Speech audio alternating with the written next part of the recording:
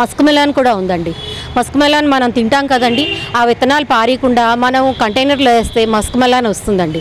అలాగే బూడిద గుమ్మడికాయ మనం తెచ్చుకున్నది వాడాక అది వేస్తే బూడిద గుమ్మడికాయ వస్తుందండి. మా ఇంట్లో అలాగే మస్క్ మెలాన్, బూడిద గుమ్మడికాయ ఉన్నాయండి. అలాగే విత్తనాలతో మనం తిన్నగా వచ్చిన విత్తనాలతోని అలా మన టమాటో వేసుకోవచ్చండి. ఇంట్లో మనం తిన్నగా వచ్చిన టమాటో పండుతుంది.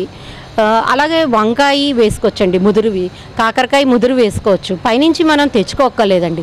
మన ఇంట్లో ఏవి అందుబాటులో ఉంటే అవి, దోసకాయ, ఇవన్నీ మన కిచెన్లోంచి వచ్చిన సీడ్స్నే మనం తీసుకెళ్ళి గార్డెన్లో వేయచ్చు. మనం బయట నుంచి కొన్న కూరగాయలు, ఆకుకూరల్లోని చాలా కెమికల్స్, పెస్టిసైడ్స్ అన్నీ వాడతారండి వాళ్ళు. దాని నుంచి మన ఆరోగ్యం బాగా పాడవుతుంది. ఈ కాలంలోని అందరికీ క్యాన్సర్ అని ఏవో ఒకటి డిసీజెస్ అయితే అందరికీ వస్తున్నాయి.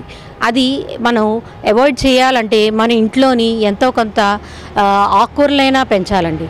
అది దాంతో స్టార్ట్ చేసి మెల్లిమెల్లిగా ఒక్కొక్క వెజిటేబుల్ యాడ్ చేసుకోవచ్చు.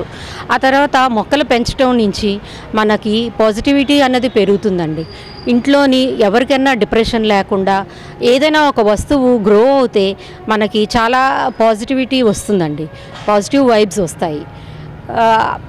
ఆ తర్వాత మన ఈ ఎండాకాలంలోని మొక్కలకి నీళ్ళు వేయడం నుంచి, కుండీలు పెట్టడం నుంచి మన టెంపరేచర్ అన్నది ఒక 2-3 degrees చల్లగా ఉంటుందండి.